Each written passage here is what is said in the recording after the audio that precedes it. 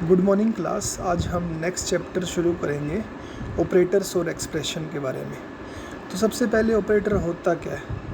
Operator कोई भी symbol या लेटर होता है जिसकी मदद से हम वेरिएबल्स पर कोई ऑपरेशन कर सकते हैं प्रोग्राम में।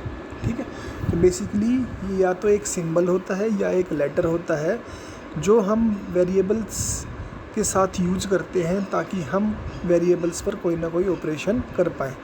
जैसे प्लस एक सिंबल है ऐड ऑपरेटर। ठीक है, ऐड ऑपरेटर क्या करता है, दो नंबरों को ऐड कर देता है। ठीक है, दो नंबर वो ऑपरेंड्स कहे जाते हैं। ठीक है, तो जिन वेरिएबल्स या कॉन्स्टेंट्स को हम यूज़ करते हैं ऑपरेटर के साथ उनको हम ऑपरेंड्स कहते हैं। फिर है एक्सप्रेशन।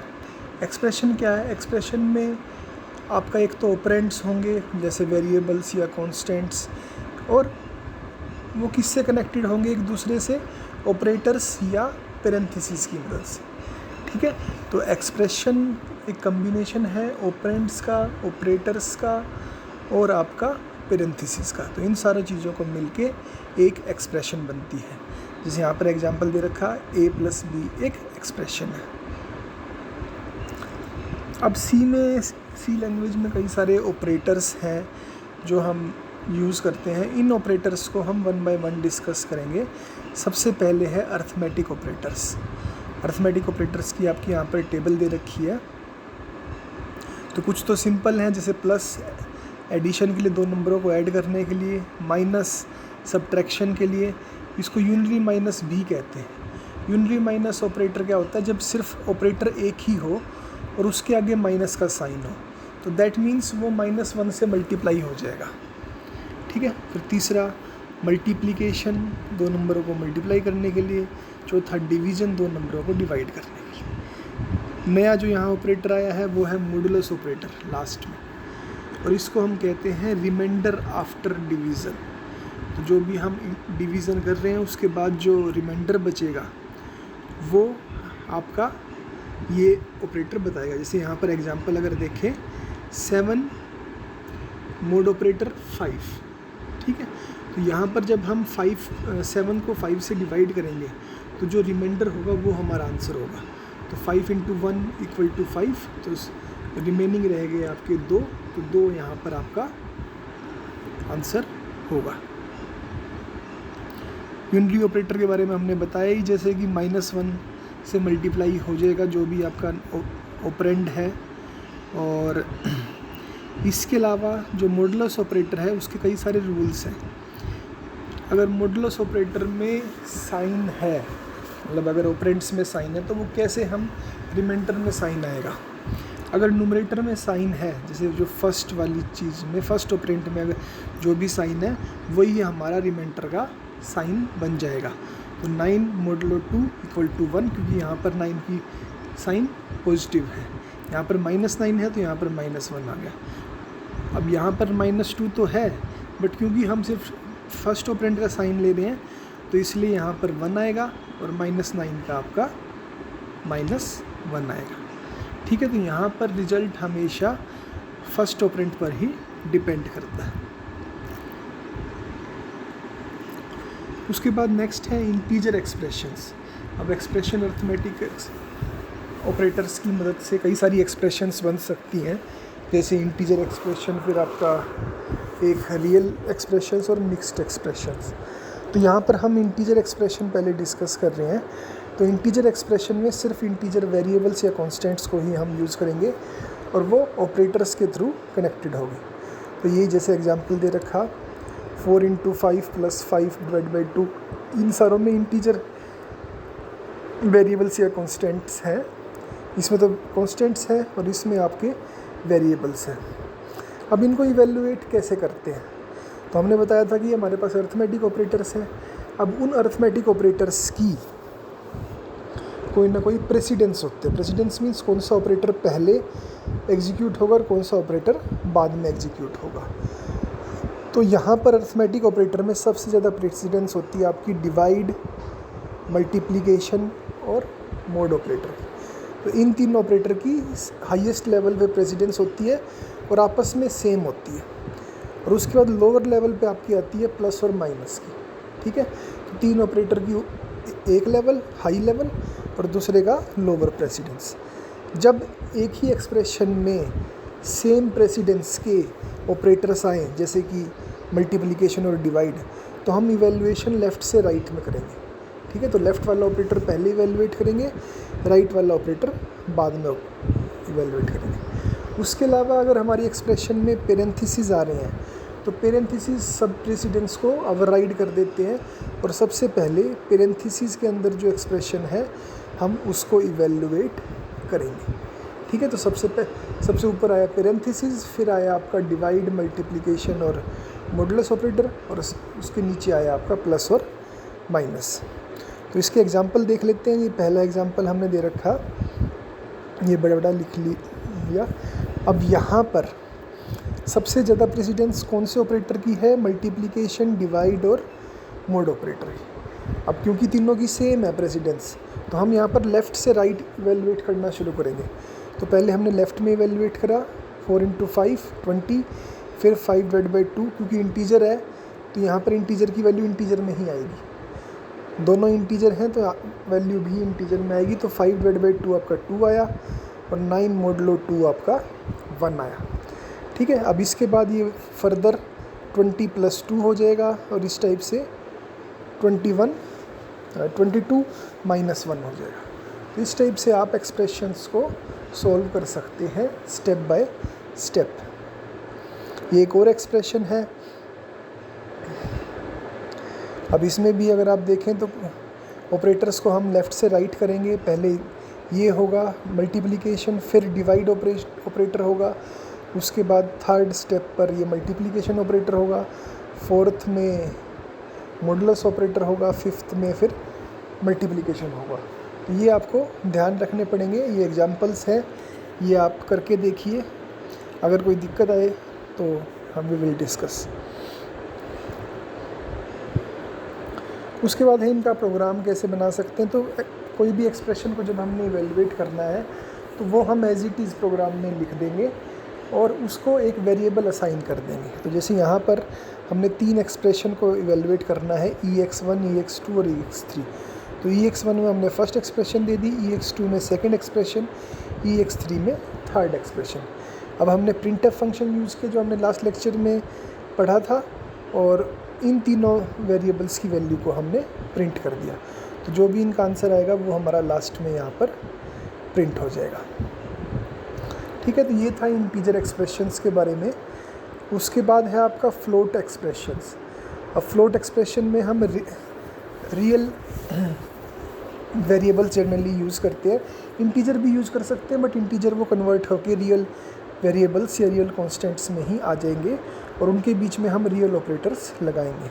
तो ये एक एग्जांपल है 4.5 × 2.0 प्लस। तो ये एक एक्सप्रेशन है जिसमें कई सारे कॉन्स्टेंट्स या वेरिएबल्स हैं और वो एक दूसरे के साथ ऑपरेटर के थ्रू कनेक्टेड रहते हैं।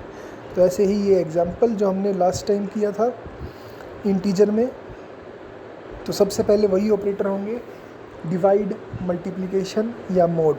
यहाँ पर डिवाइड ऑपरेटर पहले हुआ, फिर मल्टीप्लिकेशन ऑपरेटर हुआ, उसके बाद प्लस और माइनस ऑपरेटर होंगे। तो ये प्लस वाला ऑपरेटर और ये माइनस वाला ऑपरेटर, यहाँ पर माइनस वाला ऑपरेटर, ठीक है। तो यहाँ पर हम लेफ़्ट टू राइट ही मूव करेंगे अगर सेम प्रेसिडेंस के हैं। प्लस और माइनस क्योंकि सेम प्रेसिडेंस के हैं तो इसलिए पहले प्लस ऑपरेटर यूज़ हुआ, फिर आपका माइनस ऑपरेटर यूज़ हुआ। इसी टाइप से ये एक्सप्रेशन है। इस एक्सप्रेशन में पेरेंथेसिस है। अब क्योंकि पेरेंथेसिस है तो पेरेंथेसिस सबको ओवरराइड करके सबसे पहले हम पेरेंथेसिस करेंगे। तो यहाँ पर पेरेंथेसिस इवैल्यूएट किया, सेकंड पे भी इवैल्यूएट पेरेंथेसिस किया। अब उसके बाद हम ऑपरेटर्स देखेंगे। तो मल्टीप्लिकेशन सबसे पहले होगा, फिर डिवाइड होगा और उसके बाद प्लस माइनस के जो ऑपरेटर बने वो आपके यहाँ पर सोल्व होंगे। तो आप एग्जांपल इसका देख सकते हैं, सिंपल सा एग्जांपल।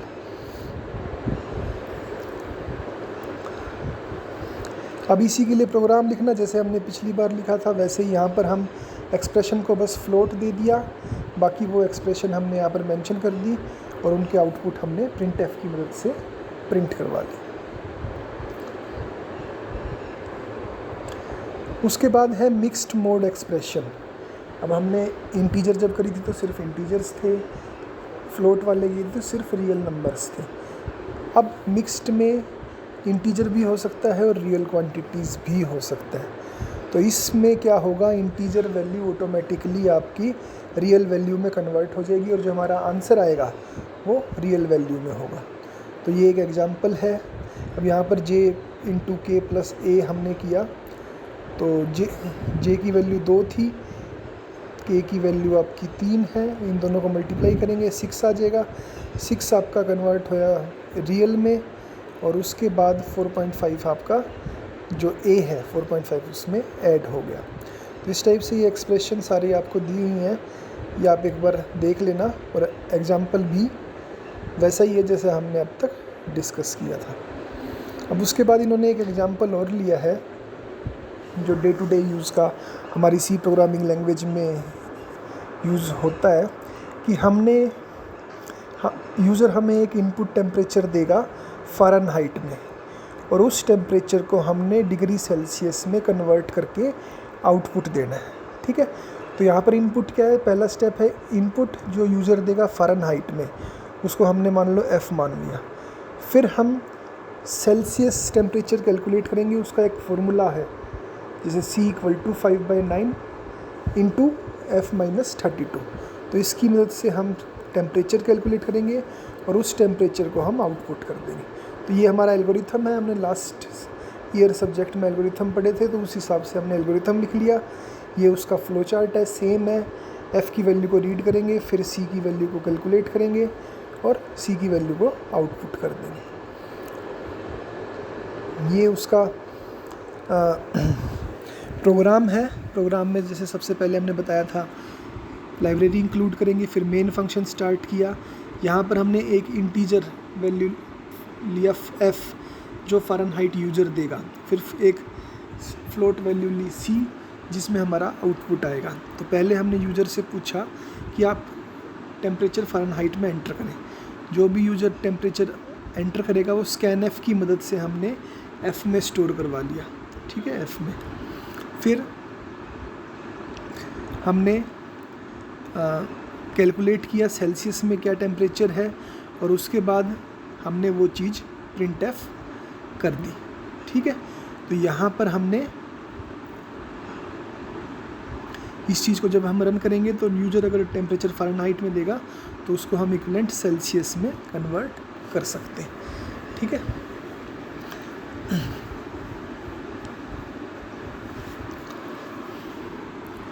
उसके बाद नेक्स्ट है आपका रिलेशनल ऑपरेटर्स। जैसे अर्थमेटिक ऑपरेटर्स थे वैसे ही रिलेशनल ऑपरेटर्स हैं। रिलेशनल ऑपरेटर्स में दो वेरिएबल्स या कॉन्स्टेंट्स को हम एक दूसरे के साथ कंपेयर कर सकते हैं। ठीक है, तो ये ऑपरेटर्स क्या होंगे, ये greater than, less than, equal to, फिर आपका greater than, equal to, less than, equal to, not equal to. तो ये हम अलग अलग जगह दो वेरिएबल्स को कंपेयर करने के लिए यूज़ कर सकते हैं। और जैसे कोई भी एक्सप्रेशन होगी रिलेशनल एक्सप्रेशन तो उसमें वेरिएबल्स होंगे, वेरिएबल्स के बीच में रिलेशनल ऑपरेटर होगा और रिलेशनल एक्सप्रेशन का आंसर हमेशा ट्रू या फॉल्स ही आएगा, मतलब 0 या 1। ट्रू में 1 और फॉल्स में 0। तो ये हमने एक्सप्रेशन दिखाई जैसे 15 इज़ ग्रेटर देन 5, तो ये ट्रू है तो इसका आंसर 1 होगा। 42 लेस देन 20 ये फॉल्स है तो इसका आंसर 0 होगा। अब जो ऑपरेटर करें हमने उसकी प्रेसिडेंस देख लेते हैं। तो सबसे पहले जो हम ऑपरेटर्स यूज़ करेंगे प्रेसिडेंस जिनकी हाई है वो है less than, equal to, greater than और ग्रेटर देन इक्वल टू। इन चारों की बराबर है। अगर ये चारों एक ही फॉर्मूले में आते हैं तो हम लेफ़्ट से राइट मूव करेंगे। दूसरा है इक्वल टू और नॉट इक्वल टू। ठीक है, तो इनकी प्रेसिडेंस लो है, इनकी प्रेसिडेंस हाई है। उसके बाद है logical operators. Logical operators 3 logical operators हैं जो हम सी लैंग्वेज में यूज़ कर सकते हैं। उसको रिप्रेजेंट करने के लिए logical and, double and operator use करेंगे। लॉजिकल और, डबल और मतलब सिंबल है इसका, और not equal to, logical not. ठीक है, तो इसके टेबल से अगर हम समझते हैं क्या होते हैं ये फंक्शन। अगर कोई दो वेरिएबल हैं ए और बी तो A and B, A logical and B में क्या आएगा, अगर दोनों 1 होंगे तो आंसर 1 होगा, नहीं तो अदरवाइज 0 होगा। ठीक है, ए लॉजिकल एंड बी में क्या होगा, अगर दोनों ऑपरेटर 1 होंगे तो आंसर 1 आएगा, नहीं तो 0 आएगा। फिर ए लॉजिकल और बी में क्या होगा, अगर दोनों 0 होंगे तो आंसर 0 आएगा, उसकी बजाय आंसर 1 आएगा। और नॉट ऑपरेटर ए में अगर 1 वैल्यू है तो 0 हो जाएगी और 0 वैल्यू है तो 1 हो जाएगी। ठीक है, ये यहाँ पर इसका एग्जाम्पल दे रखे हैं, इसमें आपके लॉजिकल ऑपरेटर्स और रिलेशनल ऑपरेटर्स लगा रखे हैं। आप इसको एक बार पढ़ेंगे तो ये आपका समझ में आ जाएगा।